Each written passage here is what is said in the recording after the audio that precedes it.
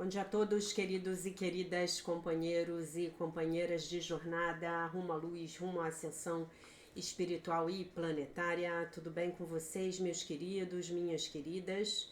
Então, hoje é domingo, dia 22 de setembro de 2024 e nós vamos juntos dar continuidade à nossa jornada de libertação, cura e ascensão através dos ensinamentos de um curso em milagres. Hoje nós estamos na lição de número 265, que declara: eu só vejo a gentileza da criação. O nosso texto continua sendo o que é o corpo. Vamos a ele. O corpo é uma cerca que o Filho de Deus imagina ter construído para separar partes do seu ser de outras partes. É dentro dessa cerca que ele, no caso, o Filho de Deus, pensa viver para morrer quando ela, a cerca, o corpo, decair e desmoronar. Pois no interior dessa cerca, ele pensa estar a salvo do amor. Identificando-se com a própria segurança, ele considera ser aquilo que é a sua segurança. De que outro modo poderia ele ter certeza de permanecer dentro do corpo, mantendo o amor do lado de fora? O corpo não perdurará. Mas isso ele vê como uma dupla segurança, pois a impermanência do Filho de Deus é uma prova de que as suas cercas funcionam e cumprem a tarefa que a sua mente lhes designou. Pois se a sua unicidade ainda permanecesse intocada, quem poderia atacar e quem poderia ser atacado? Se somos todos um, isso seria impossível. Quem poderia ser vitorioso? Quem poderia ser sua presa? Quem poderia ser uma vítima? Quem o assassino? E se ele não morresse, que prova haveria de que o eterno Filho de Deus pode ser destruído? O corpo é um sonho. Como outros sonhos, ele às vezes parece retratar a felicidade, mas pode retroceder subitamente para o medo, onde nascem todos os sonhos. Pois só o amor cria em verdade, e a verdade nunca tem medo. Feito para ter medo, o corpo tem que servir ao propósito que lhe é dado. Mas podemos mudar o propósito ao qual o corpo obedecerá, mudando o nosso pensamento quanto ao que ele serve, isto é, quanto ao que o corpo serve. O corpo é o meio pelo qual o Filho de Deus retorna à sanidade. Apesar de ter sido feito para cercá-lo irremediavelmente no inferno, a perseguição do inferno foi trocada pela meta do céu. O Filho de Deus estende a mão para alcançar o seu irmão e para ajudá-lo a caminhar pela estrada junto com ele. Agora o corpo é santo. Agora ele serve para curar a mente que ele tinha sido feito para matar. Tu te identificarás com aquilo que pensas ser a tua segurança. O que quer que seja, acreditarás que és um com ela. A tua segurança está na verdade e não em mentiras. A tua segurança é o amor. O medo não existe. Identifica-te com o amor e estás seguro. Identifica-te com o amor e estás em casa. Identifica-te com o amor e achas o teu ser. Muito bem. Aí passamos para a lição, que é a lição 265. É uma lição muito forte, muito forte. É uma lição que, no meu ponto de vista, é uma lição que é difícil de nós colocarmos em prática, E ele diz assim: eu só vejo a gentileza da criação. Eu, de fato, compreendi mal o mundo, porque coloquei nele os meus pecados. E os vi, os meus pecados, olhando de volta para mim, como pareciam ameaçadores, e como me enganei ao pensar que o que temia estava no mundo, e não apenas na minha mente. Hoje vejo o mundo na gentileza celestial com que brilha a criação. Nele não há medo, que nenhuma aparência dos meus pecados venha obscurecer a luz do céu que brilha no mundo. O que lá se reflete está na mente de Deus. As imagens que vejo refletem os meus pensamentos. No entanto, a minha mente é una com a mente de Deus. E assim posso perceber a gentileza da criação. Em quietude quero olhar para o mundo que reflete apenas os teus pensamentos, assim como os meus. Que eu me lembre de que eles são os mesmos e verei a gentileza da criação. Eu só vejo a gentileza da criação, lição 265, para ser praticada no dia 22 de setembro, né? Lembrando que nós estamos seguindo aqui a prática orientada pela Fundação para a Paz Interior para o ano bissexto, que é justamente a de ter aquele dia do salto, né? E aí ficarmos juntos, né? Com o ano normal. No ano que vem, nesse dia, a gente vai estar praticando a 265, não é? E isso, por que eu tô falando isso para vocês agora? Porque eu me esqueci de falar ontem, né?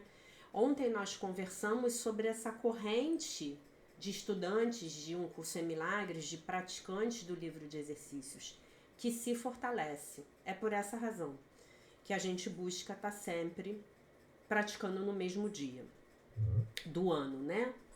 Claro que se você não começou a sua prática no dia 1º de janeiro, você está praticando no seu tempo, né? E tá tudo certo. Isso não vai diminuir a sua prática. Mas o ideal, se você chegou aqui ou chegar aqui no futuro, é que você, no seu próximo ano de prática, comece no dia 1º de janeiro, tá bom? Já falamos disso aí, acho que já há uns 2 anos atrás, quando nós explicamos como é a prática do livro de exercícios. Como é a prática, não. Como é a recomendação para uma prática ótima, digamos assim, tá bom? Muito bem. Então, eu só vejo a gentileza da criação e passamos para o texto do nosso livro-texto, o acompanhante do livro de exercícios, volume 2, do Alan Watson e do Robert Perry, né? Ele não dá objetivo para a lição, vou dar para vocês o objetivo que eu entendo. O objetivo dessa lição é nos trazer a consciência de que a projeção dá lugar à percepção. Essa é a consciência que Jesus está nos trazendo com essa lição. E, ao aprendermos isso, nós podemos, então, fazer essa escolha. Hoje eu só vejo a gentileza da criação, né? Porque eu estou escolhendo projetar na criação o conteúdo da minha mente certa. Então, eu só verei a gentileza da criação. Ai, Jaque, que difícil. Ele escreveu um texto hoje, gente, que na minha opinião está magistral. Nós vamos nos aprofundar nesse assunto aqui. Essa lição claramente declara como o mundo vem a estar aparentemente nos atacando. E aí ele cita o primeiro parágrafo da lição.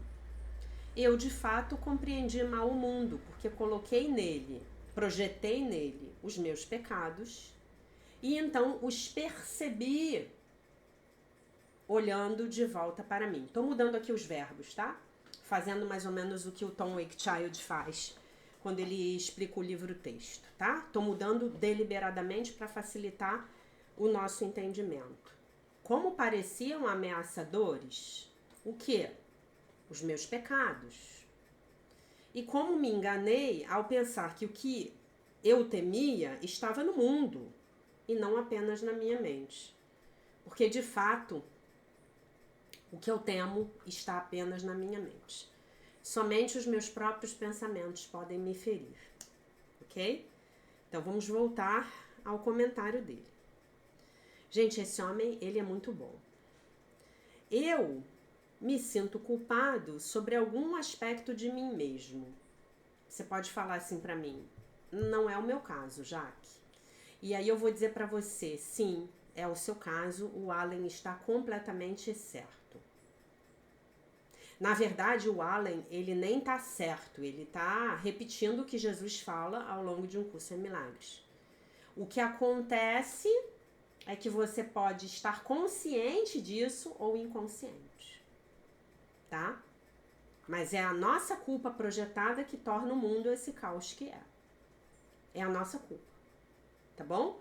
Como somos todos um, no momento em que eu curo a minha mente, eu estou curando a mente de toda a filiação una, tá bom?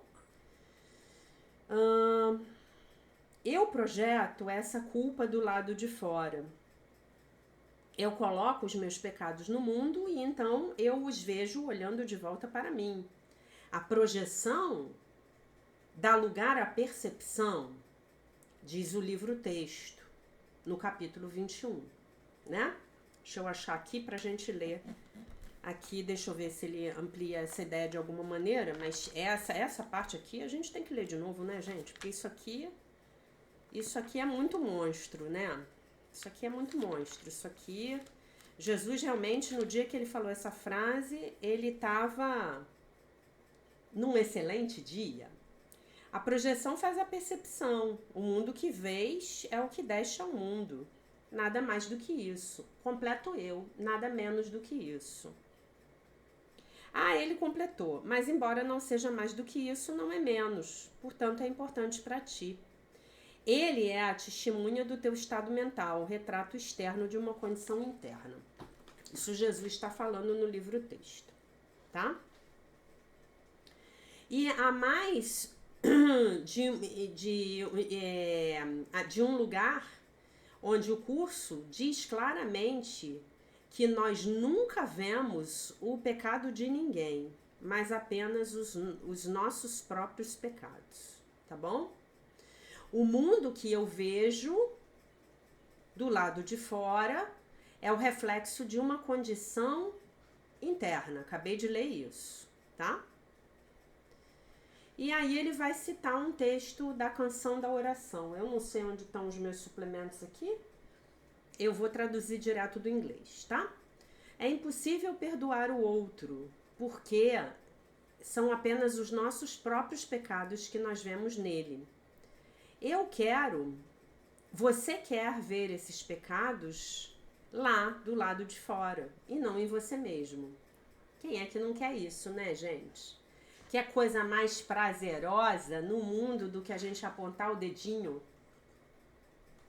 acusador para o nosso irmão? Não existe. E é por isso aqui é muito legal. Tem um grande pulo do gato aqui. É por isso que é tão prazeroso quando nós podemos demonstrar por A mais B que a culpa era do outro e não nossa.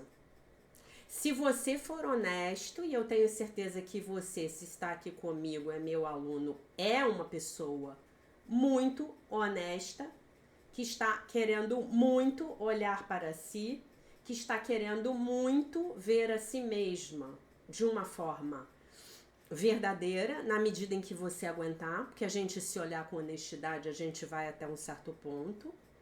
Tem que haver preparo, né?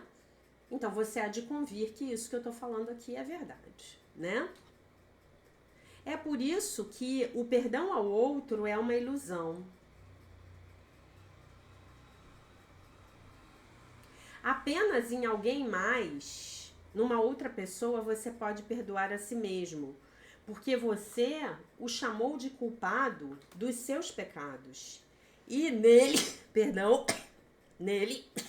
nessa pessoa, deve a sua inocência agora ser encontrada. Quem, além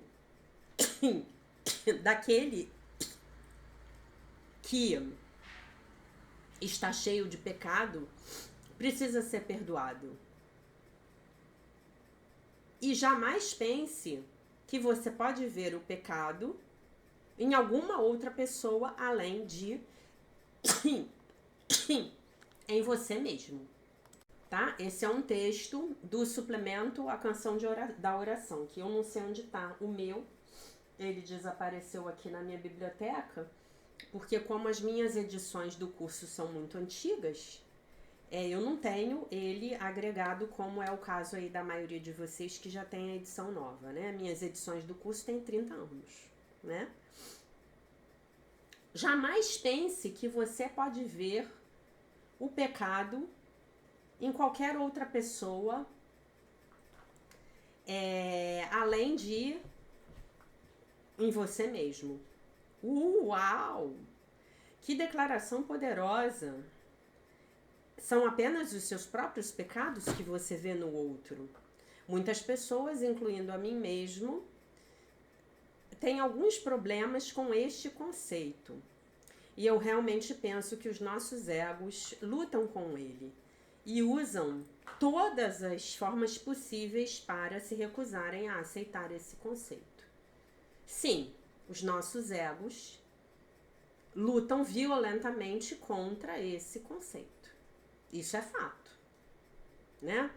Eu tô lá olhando o fulano aprontando comigo.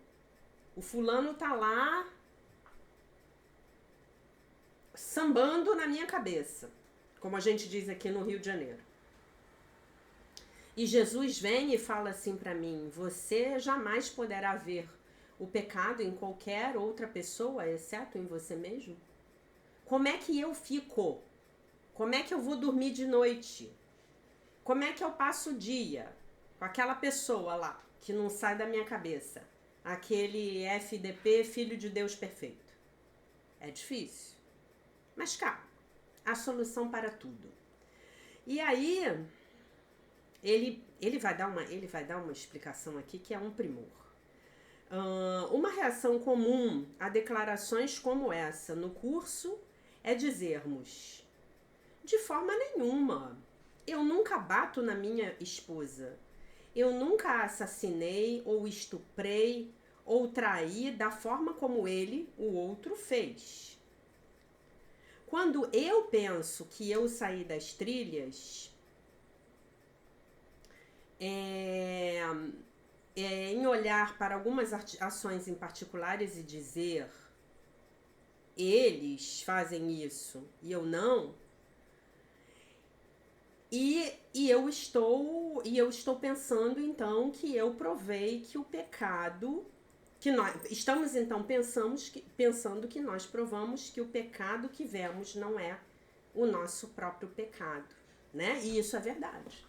Vamos primeiro, por alguns minutos aqui, vamos gastar alguns segundos, que sejam 1 minuto, ficando aqui onde a gente acabou de ler, com essa ideia que acabamos de escutar aqui. Eu que li, vocês por estão assistindo o vídeo, né? Então, olha só, eu tô olhando aquele cara que eu execro, aquele cara que deu o desfalque na empresa, aquele cara que não cumpre com as obrigações dele, aquele político corrupto, aquele estuprador. E muitas vezes, gente, por que eu tô fazendo essa pausa aqui? Porque eu quero deixar esse conceito penetrar na mente de vocês. Como se eu fosse, assim, uma confeiteira que tá fazendo um bolo e colocou aquela aguinha açucarada para molhar a massa do bolo. Eu quero que essa aguinha açucarada, essa calda, né? Ó, que cozinheiro horrível que eu sou. Essa calda penetre na massa do bolo. A massa do bolo são as nossas mentes. Secas, duras, rígidas, fechadas, né? Então, muitas vezes, o objeto do nosso ódio, da nossa raiva, do nosso ressentimento, do nosso rancor, ele não é alguém distante como o político corrupto que está roubando lá em Brasília. Ele é alguém que matou o meu filho. Ele é alguém que botou veneno pro meu gato comer e o meu gato morreu.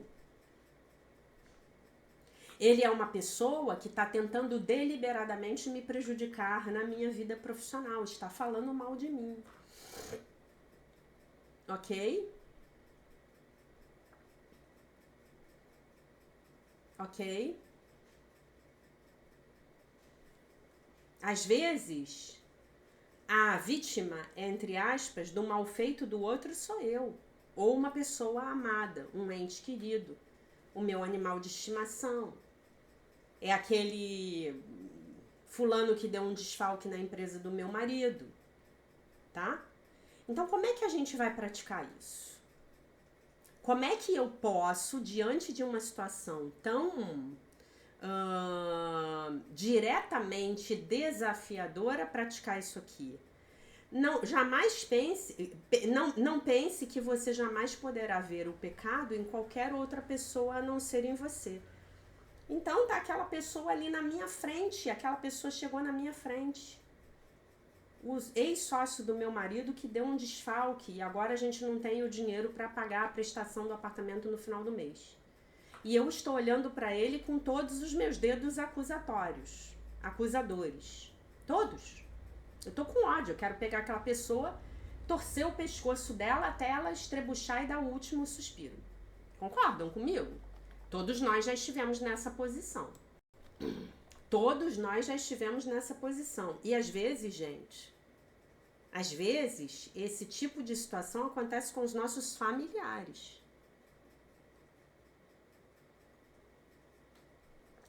E aí, como é que eu posso juntar a realidade do que eu tô vendo com a teoria que Jesus está me ensinando aqui?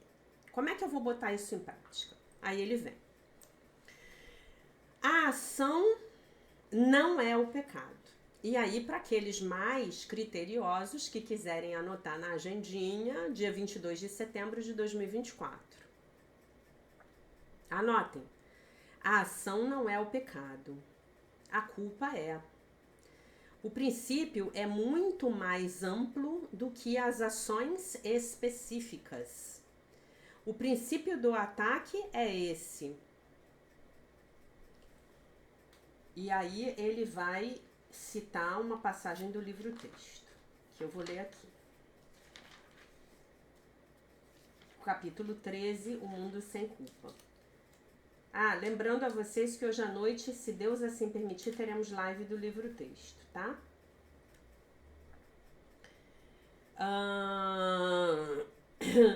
Se não te sentisses culpado, não poderias atacar, pois a condenação é a raiz do ataque. É o julgamento de uma mente por outra como indigna de amor e merecedora de punição. Então, olha só. O princípio do ataque é o julgamento de uma mente por outra como indigna de amor e merecedora de punição. Então, esse é o princípio do ataque, tá? Então, vamos lá. A ação da pessoa a qual nós estamos julgando não é relevante. A questão é que nós estamos vendo a outra pessoa como indigna do amor e merecedora de punição. Porque nós vemos a nós mesmos dessa forma primeiramente. Então, o que ele está dizendo aqui? Eu só posso ver o outro como indigno de amor e merecedor de punição, porque em primeiro lugar eu me vejo, eu que estou aqui me olhando na câmera, no monitor, você que se olha no espelho de manhã quando vai escovar seus dentes. Eu estou me vendo como indigna de amor e merecedora de punição, tá? Aí a gente sai das especificidades, que são as ações. Roubou o meu carro, deu desfalque na empresa do meu marido, bateu no meu filho, botou o veneno pro gato comer, tá?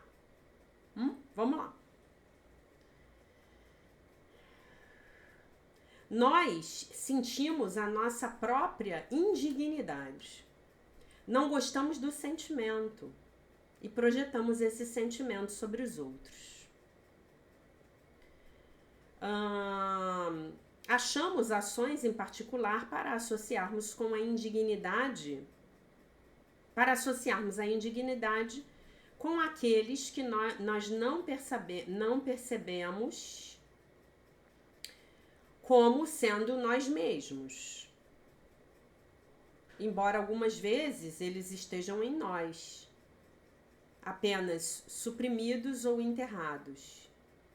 E é exatamente assim que nós tentamos nos livrar da culpa. Por que ele fala essa frase aqui? Embora algumas vezes eles estejam em nós, apenas suprimidos ou enterrados, né?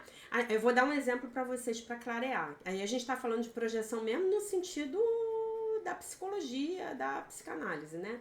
Então, olha só, eu posso estar dizendo assim, eu não bato na minha mulher, como ele deu o exemplo aqui em cima. Eu não bato na minha mulher, né?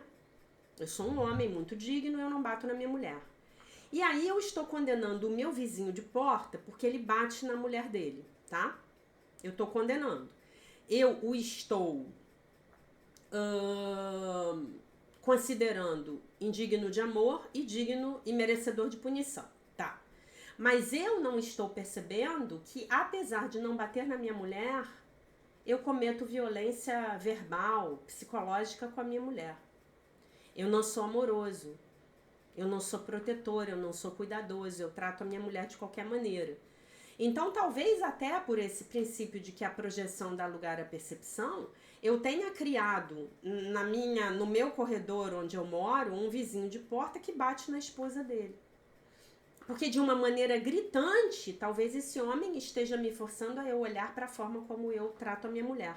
Ou às vezes eu sou muito bom. Eu não bato na minha mulher, eu não agrido ela nem verbal nem psicologicamente, mas eu não falo com ela. Eu não me importo com a vida dela, eu não celebro as vitórias dela, eu não sou amoroso, eu só me aproximo dela quando eu quero ter intimidade física. Eu não tô nem aí pra minha mulher.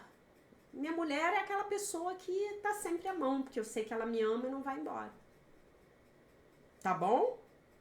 Quantas vezes nós aí, eu me incluindo, nós podemos ver que aquela pessoa que está nos trazendo aquele comportamento tão horrendo está nos sinalizando algo talvez menos horrendo, mas do mesmo tipo,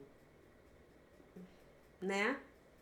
Tão negativo, quase tão negativo quanto o que a pessoa está me mostrando, né? E aí é aquilo que eu falo para vocês, quando a gente cura, quando nós temos a oportunidade de curar as nossas mentes, pedimos ao Divino Espírito Santo pela correção dele, olha o que acontece de bacana. Aquela pessoa sai da nossa vida e vai cuidar da dela, né? Ou às vezes aquela atitude está falando da maneira como nós tratamos a nós mesmos, né? Então o fulano tá lá tentando me passar a perna no trabalho. Mas eu que não me valorizo no trabalho, eu que não me posiciono, eu que não tenho uma conduta que mostre o meu valor, eu que me deixo intimidar, né?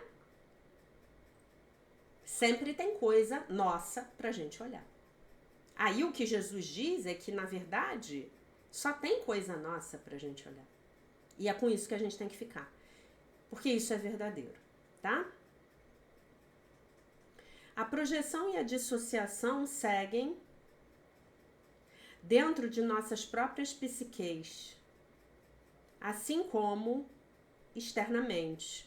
Quando eu me condeno por, digamos, comer demais, e eu penso que eu me sinto culpado porque eu comi demais, eu estou fazendo a mesma coisa que eu faço quando eu condeno um irmão por mentir ou o que quer que seja. Eu estou colocando a culpa do lado de fora de mim mesmo no primeiro caso. E no outro caso, eu estou pondo a culpa numa sombra, né, numa parte da minha sombra, da minha própria sombra, a qual então da qual então eu me dissocio. Ó, isso aqui não é meu não. Eu não sei por que eu faço isso. Eu sei fazer melhor. Quando eu me sinto culpado, eu estou verdadeiramente me dissociando, né? Não tem muito um verbo que traduza esse verbo aqui. Eu tô dizendo que essa parte da minha própria mente não é minha. Tô dizendo assim, ó, não é meu não. Se filho feio não é meu. Filho feio não tem pai. Há alguma parte minha que tem uma necessidade de comer demais, ou de se zangar com a minha mãe, ou de sabotar a minha carreira, ou de abusar do meu corpo com algum tipo de droga. Eu faço essas coisas porque eu me sinto culpado e eu penso que eu preciso de punição. A culpa original não vem de qualquer uma dessas coisas mesquinhas, mas da minha crença profunda de que eu realmente fui bem-sucedido ao me separar de Deus. Eu, na verdade, fui bem-sucedido ao fazer de mim mesmo algo diferente do que a criação de Deus. Eu sou o meu próprio criador. Isso é o ego, né? E uma vez que Deus é bom, eu então devo ser mal. Por quê? Porque eu sou o meu próprio criador. Lá no fundo, nós pensamos que o mal está em nós, que nós somos o mal. Perfeito. Nós não podemos aguentar essa ideia. E então nós empurramos para longe uma parte das nossas mentes e o nosso comportamento. E então colocamos a culpa aos seus pés. E é exatamente o mesmo mecanismo que funciona quando eu vejo o pecado num irmão. Mas, a partir da perspectiva do ego, ver a culpa em uma outra pessoa é muito mais atraente e faz um trabalho muito melhor de ocultar a culpa que ele quer que nós mantenhamos. Ele coloca a culpa completamente longe de mim mesmo, completamente separada. Na realidade, o meu irmão é uma parte da minha mente, tão quanto essa sombra, essa minha sombra é parte da minha mente, né? O mundo inteiro está na minha mente. A minha mente é tudo o que há. Não há nada além do que a minha mente, né? E aí ele cita a terceira frase do texto. E como me enganei ao pensar que o que eu temia estava no mundo e não apenas na minha mente, ok? E aí ele vai citar 2 trechos do capítulo 12.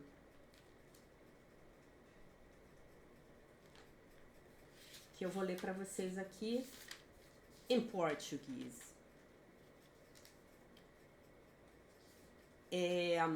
252. Tira as cobertas e olha para aquilo que você teme, né? Então retire esses encobrimentos que você mesmo colocou na sua crença no pecado, na sua crença na culpa, e olhe para aquilo que você teme. O que é que você teme? É a culpa dentro de você.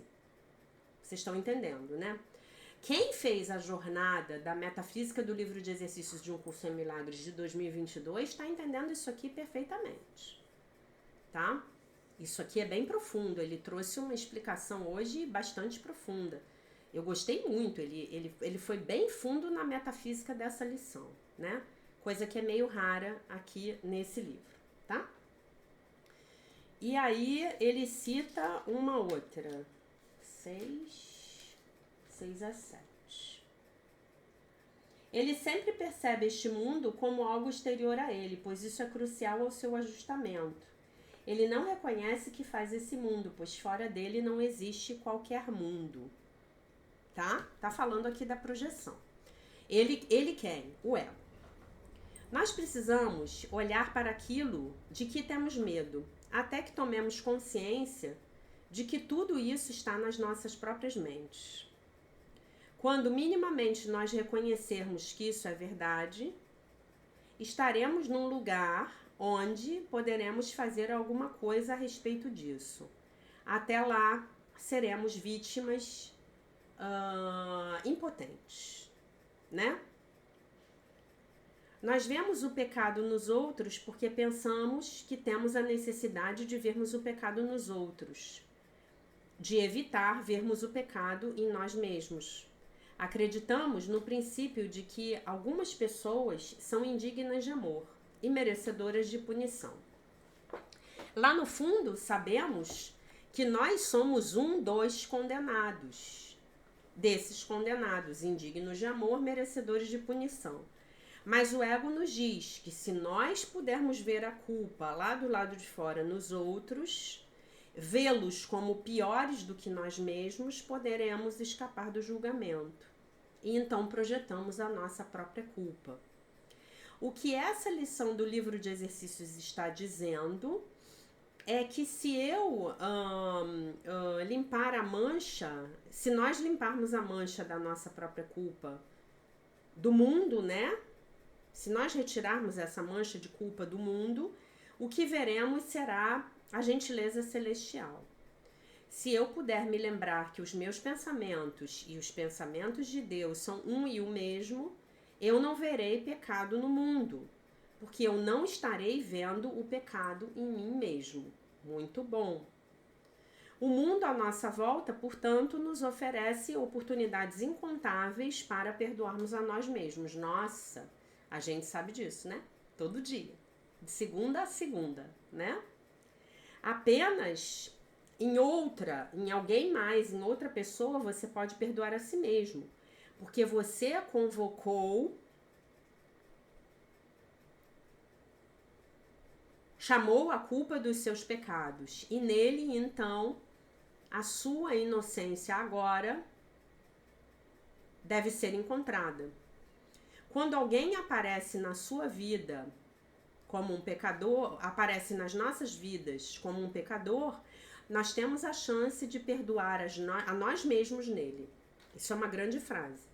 Então, quando aquela pessoa vem para você com aqueles horrores, então você atraiu, criou para você uma oportunidade de se perdoar ao perdoar aquela pessoa. Entenderam? Então, aquela pessoa chegou para você, fez uma M na sua vida. Ao perdoá-la, você está se perdoando. Essa é uma grande oportunidade, tá? Nós temos a chance de deixar ir um pouco mais profundamente a percepção fixa de que o que essa pessoa faz dele alguém culpado do pecado. Temos uma chance de olhar além das suas ações danosas para ver a sua inocência subjacente. Nós deixamos de lado o nosso julgamento condicionado e permitimos que o Espírito Santo nos mostre algo diferente. Parece como se nós estivéssemos trabalhando com o perdão em outra pessoa, mas em verdade, na realidade, nós estamos sempre nos perdoando a nós mesmos.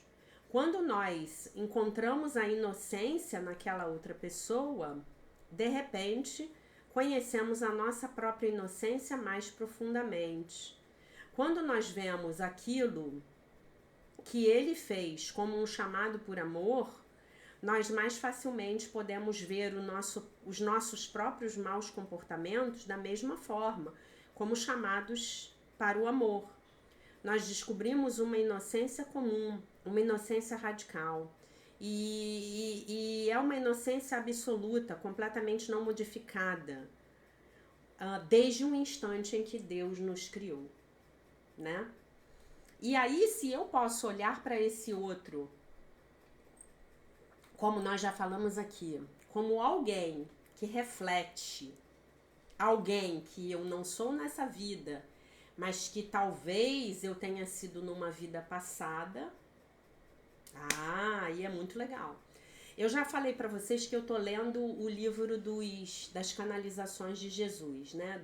Acho que é Pamela Cribble, o nome da autora. E eu tô quase no final, já li acho que quase 80% do livro.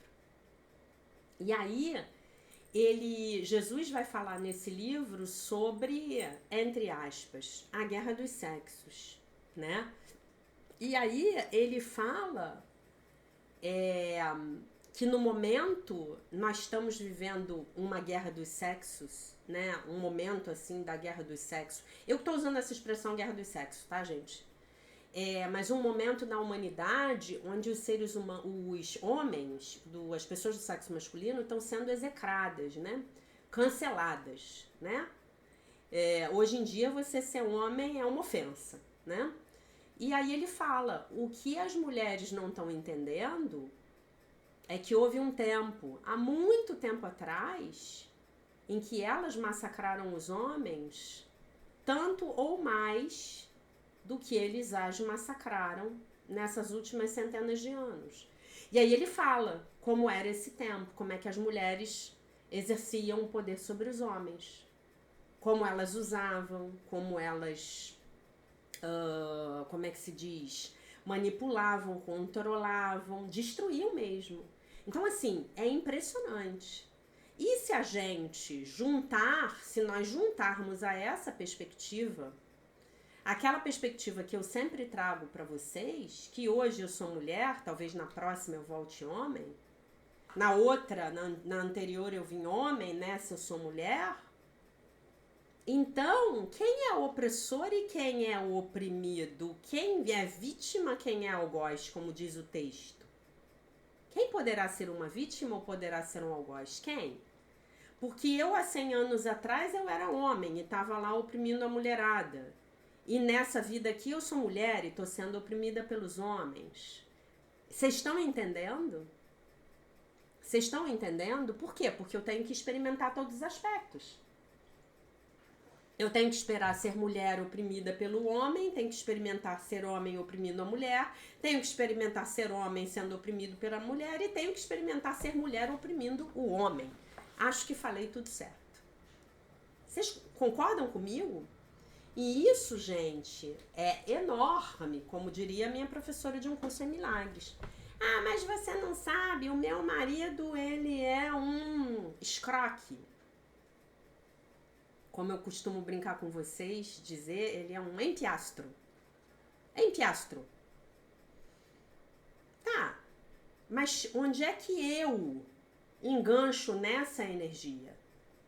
Apenas em um lugar, na falta de perdão. No momento em que eu perdoo, o empiastro toma um avião e demora e não volta nunca mais, né? E, gente, eu não vou mentir pra vocês e dizer que isso é fácil, porque não é. Isso é simples, mas não é fácil. Provavelmente nos debateremos contra essa verdade até o final dos nossos dias, né? A nossa mente egóica vai fazer isso.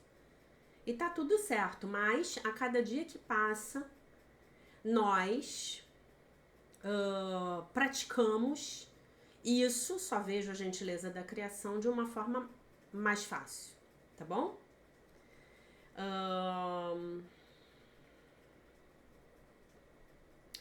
Vamos lá.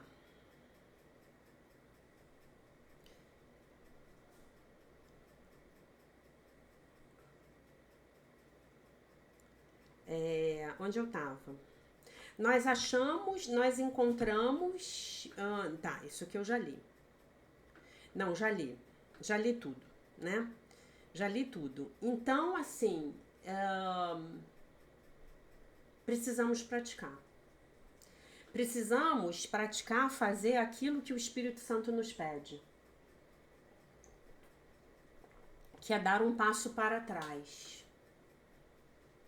Praticar. Olha só. Qual é a lição que eu tenho que aprender aqui? Para que eu atrair esta pessoa, esta situação? Para quê? Qual é o meu aprendizado? Qual é a virtude que eu tenho que desenvolver? Né? Temos que parar de levar as coisas para o lado pessoal. Ah, o meu marido me traiu. Como é que eu não vou levar isso para o lado pessoal? Talvez o seu marido traísse você quando vocês eram namorados e você fingiu que não via. Talvez o relacionamento anterior dele tenha terminado porque ele traiu a namorada. Então é pessoal? Não, não é pessoal, ele trai. E talvez até o momento ele não esteja interessado em amadurecer, em se tornar um homem honrado que cumpre aquele compromisso de honrar a própria palavra. Não é? Não é, pessoal, é dele, é da natureza dele. Uma mulher chegou, cheia de sorrisos para ele, mostrando uma admiração para ele que ele não vê mais nos seus olhos. E aí a mulher carregou ele com ela, né? Mas ele já era assim. Então eu não vejo como pessoal. Eu vejo que aquilo tem algo para me oferecer em termos de lição. Eu me pergunto de que forma eu estou traindo a mim mesma. E eu opto por perdoar ele porque penso, bom, de repente, em outra vida passada eu era infiel às minhas companheiras. São várias camadas aí que eu posso utilizar para desfazer esse nó. Lembrando que o perdão vai ser sempre a chave mestra. O perdão será sempre a chave mestra. Onde a coisa não estiver funcionando, tente a tríade santa. A aceitação da realidade tal qual ela é, o perdão da situação e a gratidão porque aquilo te trouxe um aprendizado. Que você não teria tido a chance de ter se aquilo não tivesse se passado daquele jeito. Né? Eu lá na viagem, eu conversando com uma colega, a minha primeira colega de quarto, eu já estava preocupada com a história dos cachorros latindo, né? Aí ela me deu uns códigos lá de Grabovoi, vocês sabem o Grabovoi, né? Me deu uns códigos lá de Grabovoi pra eu mentalizar para os cachorros pararem de latir. Mas aí, de repente, ela falou um negócio pra mim que entrou, sabe? Ela falou assim, mas talvez, veja bem, talvez eles estejam latindo simplesmente porque eles precisam latir. E aí eu falei assim, é aqui que tá a minha lição. Talvez eles estejam latindo porque eles simplesmente precisam latir. Por que eles precisam latir? Para me mostrar que no lugar onde eles estão, que é o lugar que eu, neste momento da minha vida, posso oferecer para eles, eles não estão bem. E com essa consciência, eu cheguei no Brasil e resolvi a situação. Aliás, com essa consciência lá de lá já eu consegui falar com o meu casal de amigos que vieram e recolheram os cachorros. E a minha amiga falou pra mim que no momento em que ele chegou na casa deles, os cachorros não deram um pio. Os cachorros ficaram mudos, os cachorros ficaram em silêncio. Então os cachorros estavam precisando me mostrar que não tinham condição de ficar sem uma companhia humana mais próxima e mais frequente. Entende? É por aí. Aí ele vai comentar o texto, o que é o corpo, tá? O parágrafo 3, primeiro versículo. Lerei o. O corpo é um sonho. Cruzes. Como outros sonhos, ele às vezes parece retratar a felicidade, mas pode retroceder subitamente para o medo, onde nascem todos os sonhos. Pois só o amor cria em verdade e a verdade nunca tem medo. Vamos ao comentário. Todo esse melodrama de atacar e ser atacado, vitorioso e presa, assassino e vítima, é um sonho, com o corpo desempenhando o papel principal. Pense sobre as implicações do meu corpo como sendo um sonho. Num sonho, tudo parece ser completamente real.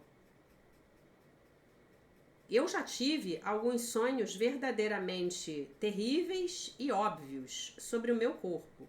Uma vez eu sonhei que todos os meus dentes estavam se desintegrando e caindo. Mas quando eu acordei, nada deste tipo estava acontecendo. Tudo estava acontecendo na minha mente enquanto eu dormia. Eu também já tive esse sonho. Na verdade, eu sonhava que eu estava engolindo os dentes. Que horror! Ao dizer que o corpo é um sonho, O curso está dizendo que o que acontece com os nossos corpos, na verdade, não está acontecendo de forma nenhuma. Está acontecendo apenas dentro das nossas mentes. Está dizendo que o corpo em si mesmo não está acontecendo, o corpo não é algo real. Nós não estamos verdadeiramente aqui onde pensamos que estamos, nós estamos sonhando sobre estarmos aqui. O meu filho, que está trabalhando no campo de computação, com computadores no campo da realidade virtual, uma vez, aqui ele já contou isso e eu vou repetir, isso é muito legal. Ele atrelou, né, a um robô através de um computador e ele via através dos olhos do robô e tocava as coisas com a mão do robô. Então ele teve uma sensação muito esquisita de experimentar a si mesmo de um lado do laboratório de computação, enquanto o seu corpo estava do outro lado. E ele até mesmo olhou para o outro lado do laboratório e viu o seu próprio corpo usando o capacete de realidade virtual. Nossa mente experiencia a si mesma como estando aqui, na Terra, num corpo, mas nós não estamos aqui, porque aqui não é aqui. Tudo isso está acontecendo dentro da mente. É verdade, Deus nos ajude. Os sonhos podem descrever a felicidade e então, de repente, se revertem em sonhos de medo. Todos nós já experienciamos isso nos sonhos, muito provavelmente. Nós já experienciamos isso nas nossas vidas aqui nos nossos corpos. Os sonhos nascem do medo. E o corpo, sendo um sonho, nasceu do medo também. O amor não cria os sonhos, ele cria a verdade. E o amor não criou o corpo, né? Só o amor cria em verdade. E a verdade nunca tem medo. E aí ele vai citar um trecho do capítulo 18, item 6. Além do corpo, tá? 4, 7 a 8. O corpo não foi feito pelo amor, no entanto, o amor não o condena e é capaz de usá-lo amorosamente, respeitando o que o Filho de Deus fez e usando-o para salvá-lo das ilusões. O corpo foi feito pelo medo e os sonhos que dele resultam, sempre terminarão em medo. O corpo foi feito pelo medo para o medo, ainda que o amor possa utilizá-lo amorosamente. Quando nós damos os nossos corpos ao Divino Espírito Santo para o seu uso, então ele muda o sonho. Porque agora o corpo tem um propósito diferente, motivado pelo amor. E a aula ficou com quase 1 hora, né? Então é isso. De ontem para hoje eu me lembrei que eu tive um sonho horrendo, com várias baratas, e as baratas voavam. E as baratas voavam no lugar onde umas pessoas estavam dormindo, mas elas dormiam perto de mim. E eu pensava, meu Deus, será que essas baratas estavam voando também no lugar onde eu estava dormindo? E eu tentava matá-las com um jornal, uma revista, alguma coisa assim. Gente, para finalizar, eu vou ler a lição de novo. Eu só vejo a gentileza da criação. Isso é uma escolha. Eu, de fato, compreendi mal o mundo porque coloquei nele os meus pecados e os vi olhando de volta para mim, como pareciam ameaçadores, e como me enganei ao pensar que o que temia estava no mundo, e não apenas na minha mente. Hoje vejo um mundo na gentileza celestial com que brilha a criação. Nele não há medo. Que nenhuma aparência dos meus pecados venha a obscurecer a luz do céu que brilha no mundo. O que lá se reflete está na mente de Deus. As imagens que vejo refletem os meus pensamentos. No entanto, a minha mente é una com a mente de Deus, e assim posso perceber a gentileza da criação. A oração. Em quietude quero olhar para o mundo que reflete apenas os teus pensamentos, assim como os meus, que eu me lembre de que eles são os mesmos, e verei a gentileza da criação. Eu só vejo a gentileza da criação. Lição 265, estamos a 100 dias de terminarmos o ano, tá bom? Meus amores, minhas amoras, hoje à noite temos live, se Deus quiser começaremos às 19 horas, tá bom? Eu deixo vocês então com a paz de nosso Senhor Jesus Cristo, com um beijo imenso e se Deus quiser nós nos vemos daqui a pouquinho. Até mais tarde.